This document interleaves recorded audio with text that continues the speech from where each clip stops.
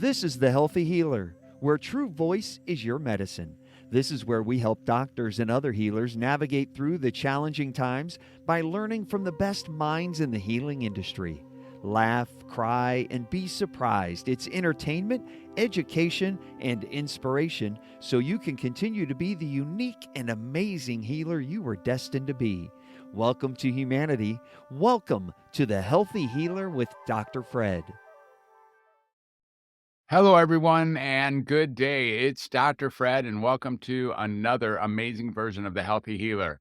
And today we have a healer from what we already defined as being the East Coast, which is actually just 3 or 4 hours from the Atlantic Ocean. But given that I'm often called being on the West Coast, being 3 to 4 hours from the Pacific Ocean, it's something we actually share in common, that people think we're on the coast because we are in either North Carolina or California, respectively. In fact, however, we are where we are. We're here now, and we're here to discuss what it really means to be a healthy healer. What is the route that our healers take to find themselves in a position of being an active contribution to society? These are the kind of the questions that we ask. And what was the route that people took to get to become that person? That's where interesting stories get generated and developed and then shared on the Healthy Healer. So without further ado, I'd like to introduce you, my listeners, to Jeanne Bessette from Asheville, North Carolina. And she's here to talk a little bit about how she got to be who she got to be. So Jeanne, welcome to the Healthy Healer. It's great to have you as a guest. Thank you so much. Thanks for the invite. I'm just so pleased to be here with you today and your listeners. Yeah, it's really great. Fantastic conversation, I think, about to ensue. I have been able to dig a little bit into your bio, and it is indeed fascinating. It's a one-page bio. I think anybody would be very curious about it. The first line in all caps is that you were born with a crayon in your hand and a fire in your belly. Now, before we go too far, if you've done any vetting or any looking at how I normally host podcasts, I have a particular question I like to ask my guests each and every time. It's a simple 9-letter question, grammatically correct, and three-letter words, but very powerful in its presentation. So here we go with that. I think you'll manage it well. The question is, Jeanne Bessette, who are you? I'm a divine traveler, just like everybody else, dropped onto the planet as a human, living in a body, trying to make my way. And gosh, I love the question. It's most people answer that by what they do. Isn't that interesting? It's true. They do indeed. Exactly. Yeah. And I do believe that it takes a precedence, especially in this country, because we're defined by what we do, which in a way is a little bit sad, unless we're doing what we absolutely love and following our soul journey, our soul path. And I think that will drop into our conversation. There is something about what we do here that allows us to unfurl and unfold and transmute things that we're not. And that's part of that healing journey. And Mhm. it's something I talk about a lot. Even though I'm a visual artist, you'd be pretty surprised at how I like to use my words. So, Yeah.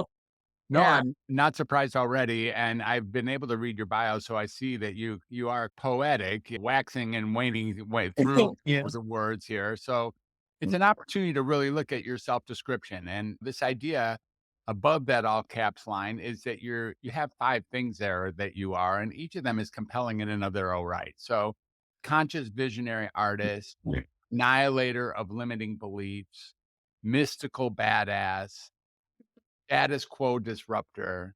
And I guess the fifth one lives in Asheville, North Carolina, which speaks to itself to some degree. So tell us what all that adds up to. What is that? What is a person who has those things? Who is a person like that able to become? First of all, it's really funny that you mentioned those 5 accolades because we just changed the accolades to some things that are a little softer. And when I think about when people ask me what I do, of course, the first thing I answer is I'm an artist, but it's Hmm. so limiting based on how far I've come in and why I do art the way I do it. Hmm. I was born a gifted little person. I knew things other people didn't know, and I could see things other people didn't see. And quite honestly, I was born into a pretty conservative slash thought they were liberal New England family.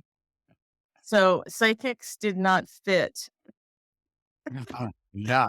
I And little creative people weren't really a fit. And I get it. My parents wanted me to be successful. And so they tried to steer me in other directions. But there was, quite frankly, always an underlying, I say allowance because it really did feel like that. And it was a lot of compromise. But my father in particular, who died when I was 15 years old, I just remembered, and I'm 61, so I've been on the planet a while, and he's been gone for a while.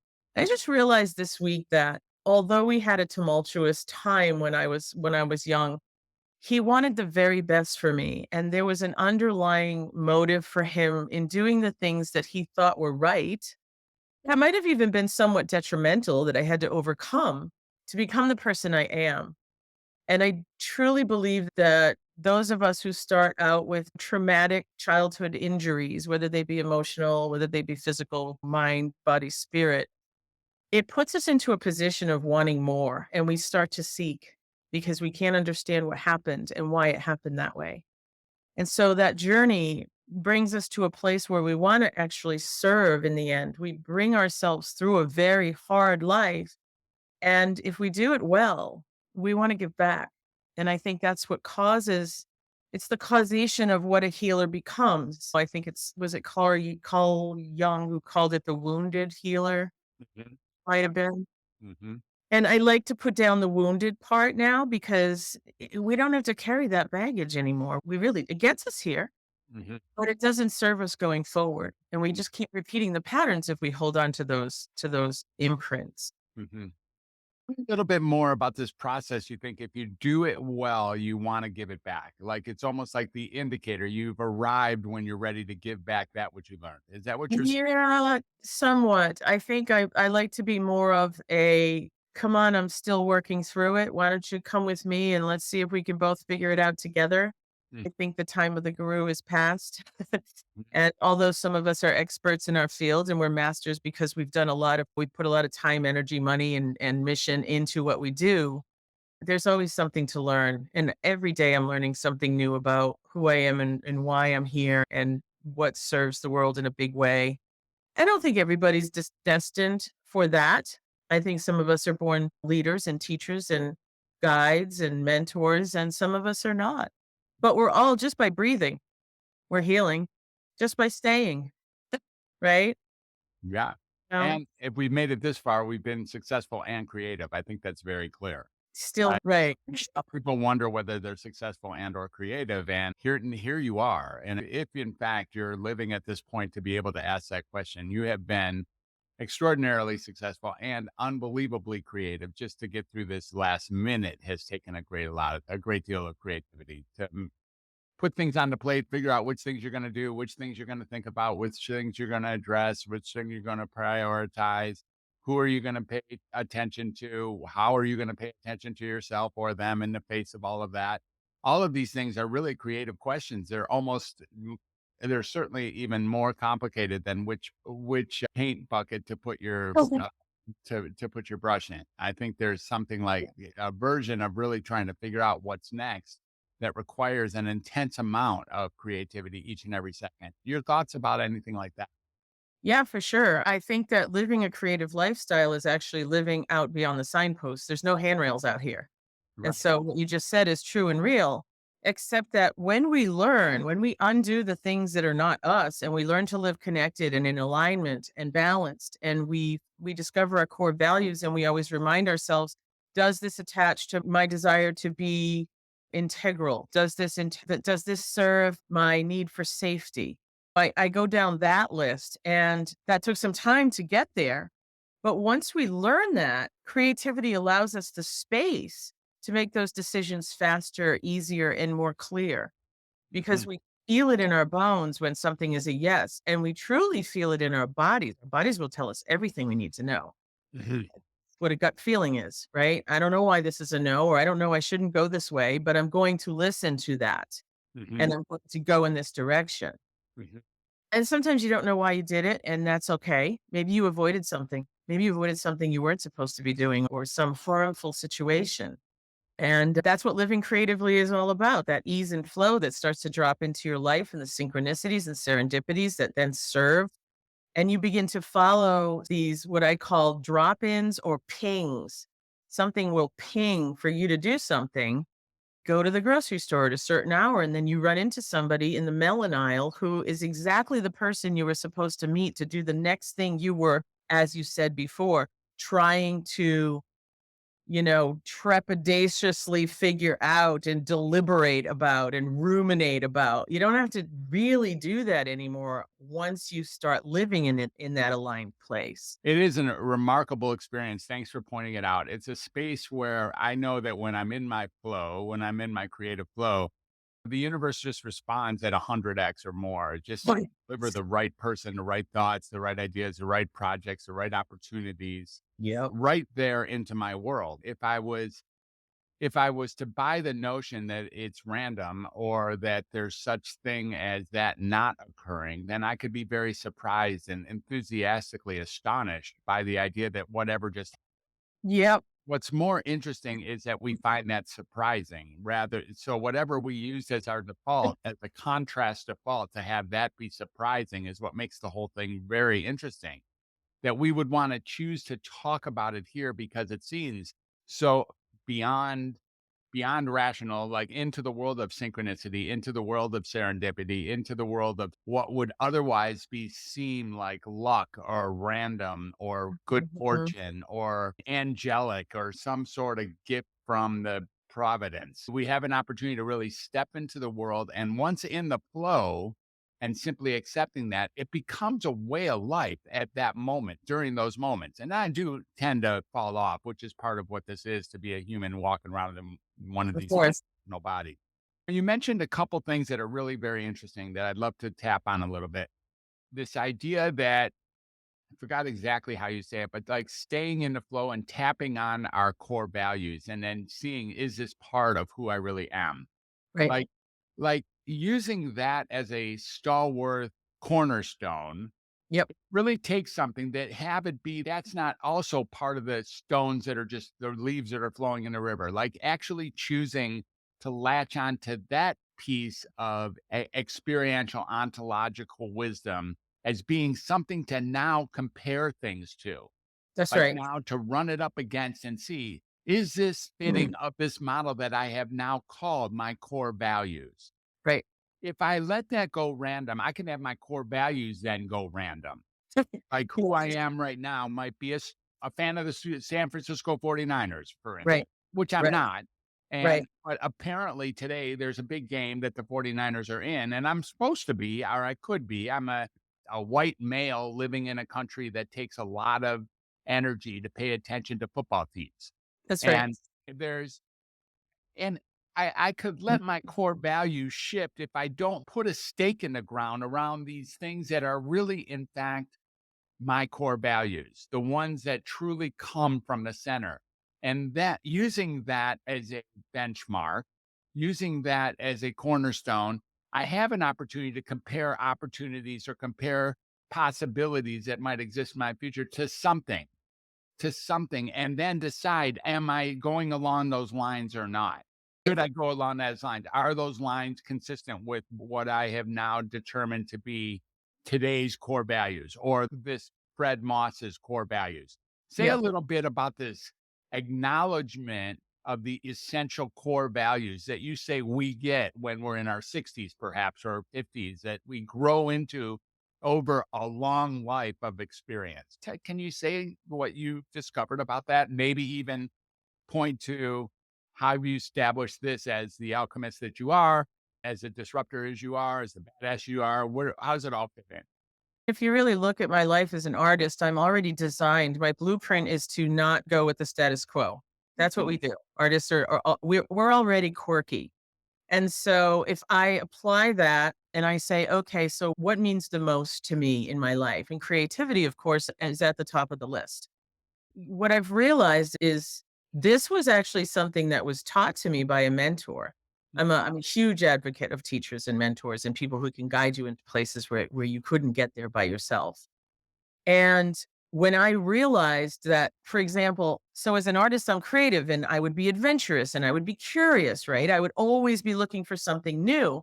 But because safety is a core value of mine, Mhm. I'm not going to bungee jump into a life choice if I know that might put my life, my body, my mindset, my spirit, my emotional state in danger. I might back off of that. Whereas the corkopotamus in me might be like, leap away, let's go, let's do it. Exactly. And then I balance my values so that I can understand what's a yes.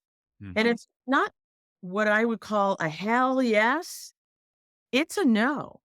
If Mhm. it's a maybe, it's still a no until it's a hell yes.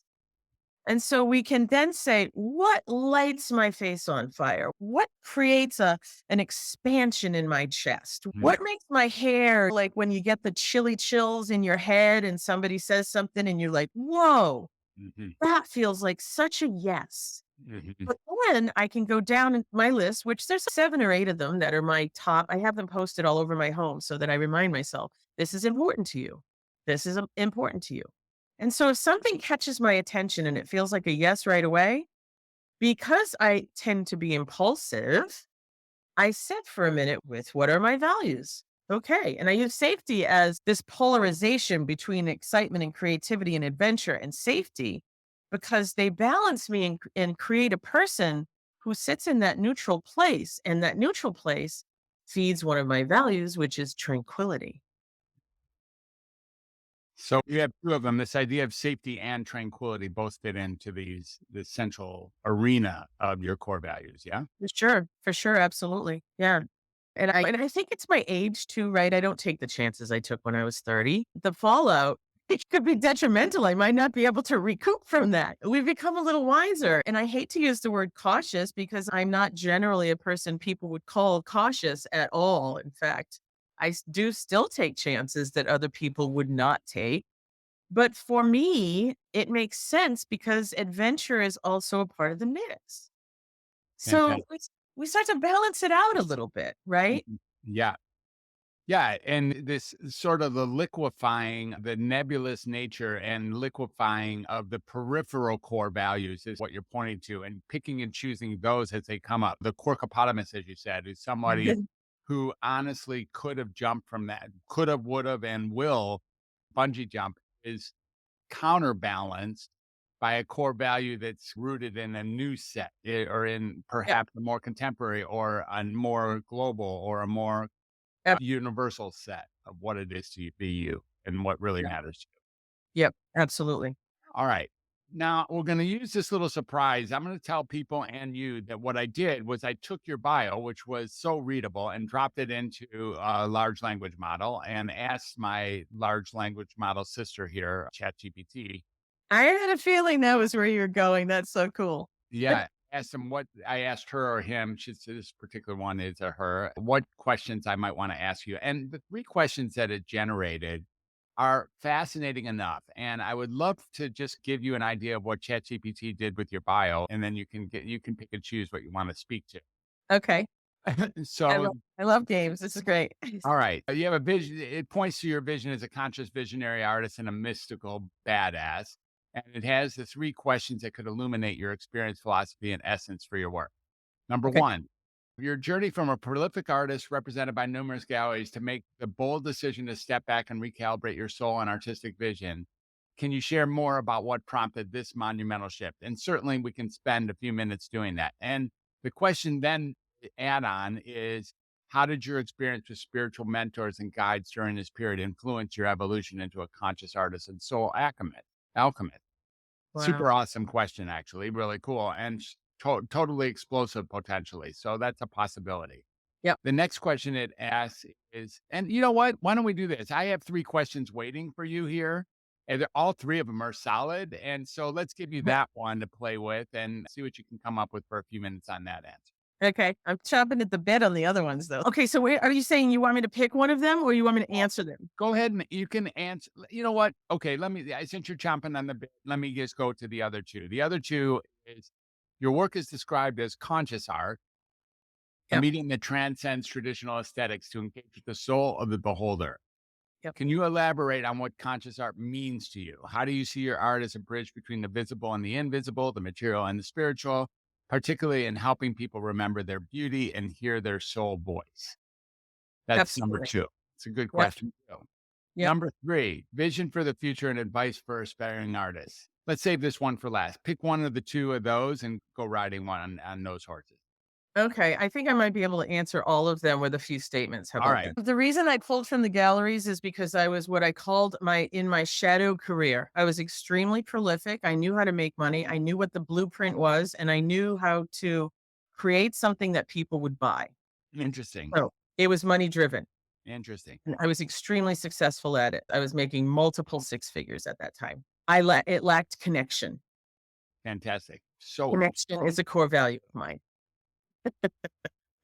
oh my God. right? Think about it. I worked No, I don't have to think about hard. it. What you have to think about is in the world of serendipity and synchronicity, it's 9 o'clock here in the morning. My conversation between 7 and 9 o'clock this morning was precisely about this. I'm not surprised at Of all. course, that's where we Yeah, go. no. That's where we're just peeking to. And I'm totally serious. It was with my incredibly prolific artist wife, by the way. Oh So, my goodness. So we also have that in common. I'm yeah, still prolific, so yeah, for different reasons now. yeah. Wow. Yeah, so that's a head spinning notion. And again, the idea that my head would even spin rather than just simply accept it and roll with what the universe is offering us in this conversation is what's most interesting. Please continue. The gallery system was designed for introverted artists who didn't want to leave their studios. And for a very good amount of time, it was successful. The Mhm. problem with it is that they're retail stores. So they actually don't guide the artist into the growth that an artist is born to do. We're born to be curious and do new things. And so even though we create a mark, so if you see one of my paintings that is my abstract figuratives, and you also see one of my paintings that is a straight abstract, you're going to see a familiar mark now because I can't help it. That's what I do. So I have a very strong voice. However, I'm always experimenting into how can I use my voice in a new way. And unfortunately, for many of the what I would have called mid-career galleries at the time, that was somewhat frowned upon because if you changed how you said something, they couldn't sell your work anymore. Mhm. So they weren't really representing the artist. They was selling something that was a material piece, right? And artists, what I do is plastic on cloth. It's what it is. That's what acrylic paint is. But what I'm actually selling is the soul of my journey. It almost has nothing to do with what you're looking at. Now, you will look at it with your eyes, and if it has visual beauty to you, you're going to want to step in closer. And what started to happen was people were reaching out to me. They were bypassing the gallery and reaching out to me to have a conversation. Because as a person who studied shamanism and alchemy and healing and hands on work and being born an empath and a psychic, my work emanates a frequency that people would respond to emotionally. Interesting. They didn't understand why they loved it. They knew visually, okay, wow, this is really fascinating. And then all of a sudden, they would have this bodily, visceral response where there'd be goosebumps. I had people calling me crying.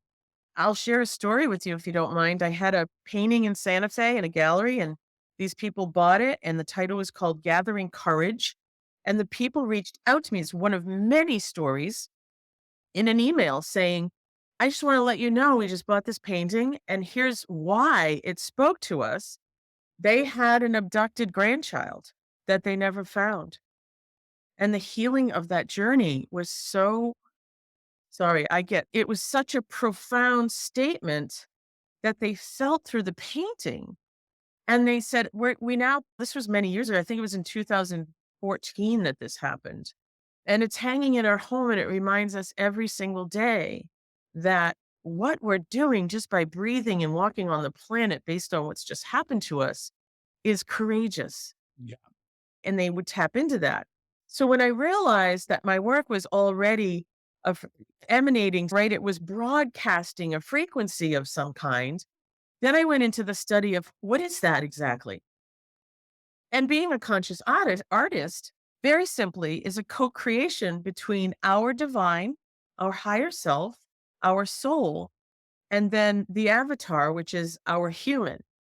Now, I need my avatar to actually pick up a paintbrush. I wouldn't be able to actually do my job.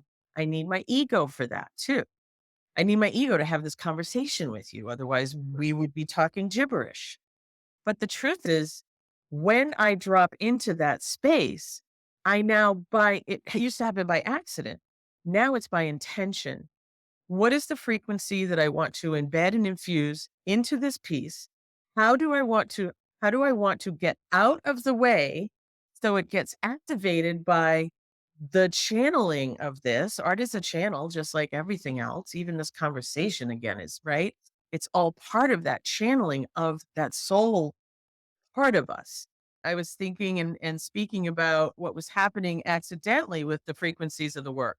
And what ended up happening is I delved more into my spiritual journey.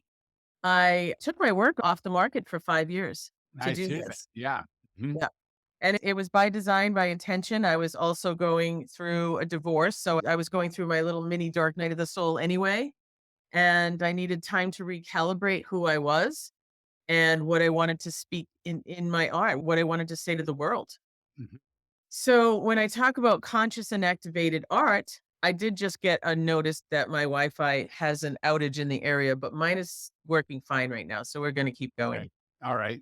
Um, and so what I did was I started meditating more. I started meditating before I go into the studio to literally get myself, my ego, my artist arrogance, my all the things that get in the way of truly channeling art as a co-creation and a divine message as an interpreter.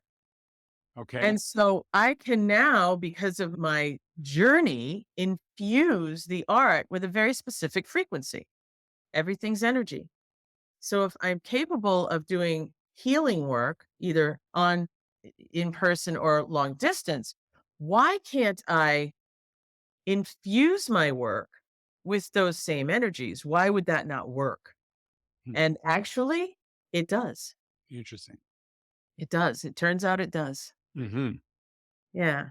That's a great answer. Thank you. It's really Yes. makes a lot of sense. And it does take us off the beaten trail a little bit in this idea that you communicate in a certain frequency and that you know that and they're able to replicate it at will or on purpose, I should say. Pretty much. Yeah. Yeah.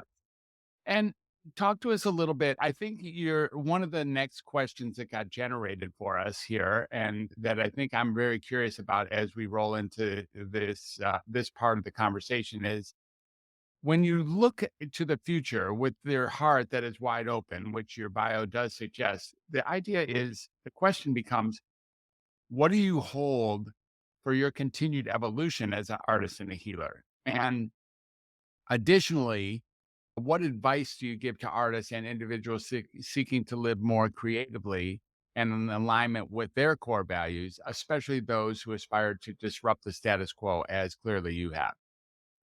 Yeah. It's a good question. So my journey is all about, I'll share one project just to create a metaphor and a better answer, a more grounded answer as opposed to that airy fairy stuff that we tend to go into. I'm currently working on a project called Gaia Rising. And it is a total of 14 mural sized paintings that have been dropping in, literally dropping in, that are not only teaching me what I just shared, but they are designed to raise the consciousness of the planet. We were given a beautiful planet at the beginning, and we have managed to make a big fat mess. And this is not about blame. This is not about victimization. We all have the knowledge that greed has taken over, whether global warming is our fault or not. It's a rhythm of the planet. And Mama Gaia is pretty pissed off. She's not very happy with us. So, what happens is when we start to understand that we are Gaia, we are not separate from because we feel like we have this superior intelligence, which we actually don't. When a tsunami's coming, we're the ones standing on the beach and the animals are ones taking high ground hours before the event because they're connected to the rhythm of Gaia. So the pieces are actually, we're hopeful that it will tour in the next year. I've got to finish 14 very large scale paintings. One of them, for example, is this sort of 5D. This is the planet that we've been designed to be in. It's very colorful versus a smaller globe where there's this destruction and war-torn smog. It's a bit of a shocking painting. Not all art has to be beautiful. Some of it has a statement, right?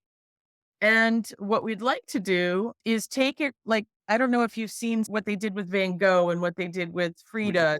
Yeah. You're literally walking into these pieces by projection. They become holographic and gorgeous experiences, while also offering possibly lectures on how we can live a more sustainable life, still have abundance. This is not about poverty. This is about being abundant and giving back to the planet. Hmm. uh, a dear friend of mine is a part of the notion of one tree planted, plant a billion trees. We've destroyed the lungs of the planet. So there's a lot going on with this project. And that is my evolution, to be the artist that is remembered for making that level of change. I was Beautiful. specifically designed to do that. And for a while, if I'm being really honest, I thought I was just going to be the crazy old lady shaman on the mountain and just become like a recluse, because I was like, you know what? I'm fine. I'm good. I can just be here and doodle around. And then one day I woke up and realized that's just not how it's going to work. It was like I got struck by lightning. Mhm. And I was like, okay, this is my dharmic path. This is what I'm going to do. And Fantastic. that'll lead into answering your second question. For young people, don't worry about the art. Keep doing it. Worry about your why. Why are you doing what you're doing? That's going to get you there. Hmm. My art speaks to all of these things. Let's go back to my values and the things that are important to me and the leader that I was designed to be. Then I can't fail. There's no failure. It's impossible to fail, because the divine is going to give you everything you need to follow that soul mission. Fantastic. There really is no such thing as failure. It's true. And even when one feels like they are failing, it's not them who is failing. We aren't the failures. Perhaps the intended outcome didn't turn out as we hoped for, but Yeah, that's a failure of an intended outcome, not a failure of us as a person or us as an artist or us of as a, course so. that's really That's important to be able to materialize, to be able to recognize in ourselves because the we only often take it on personally. reason we call it failure is because we didn't get what we wanted and we think we didn't do it. Exactly. We That's feel silly. it is. So if someone wants to follow you, someone wants to learn from you, someone wants to see where these 14 pieces go and walk the walk with you and maybe attend some lectures or see where you've been to get you where you are, Yep. how do they find you? It's almost impossible not to find me these days. I'm doing a lot of interviews like this. I'm doing a lot of podcasts and summits. I do speak in person. I do one-on-one coaching work. I do workshops. I am very open when people reach out to me. I'm very touchable.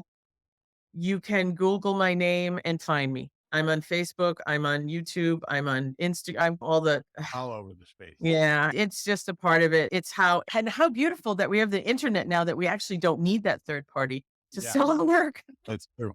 Fantastic. Yeah. All right. And any closing thoughts, anything about this conversation that is maybe left open ended, anything you want to point to or clarify or reiterate or repeat, amplify, anything like that? Yeah, I'm gonna answer you the same thing I say to everybody. Keep going. Keep going. One Just keep step in front of going. the other. Yep. Going. Yep. Keep just keep going. Follow your heart. It knows the way. Yep. Fantastic. Jeanne, what a pleasure to meet you. What a great conversation. Thank you for being on the Healthy Healer. You certainly are one, and it's easy to see how we fell in the same place together this morning. So Thank you so much. fantastic. So fantastic conversation, listeners. I hope you enjoyed it as much as I did, and of course, we'll catch you on the flip side. It's Dr. Fred from the Healthy Healer signing off. Bye for now.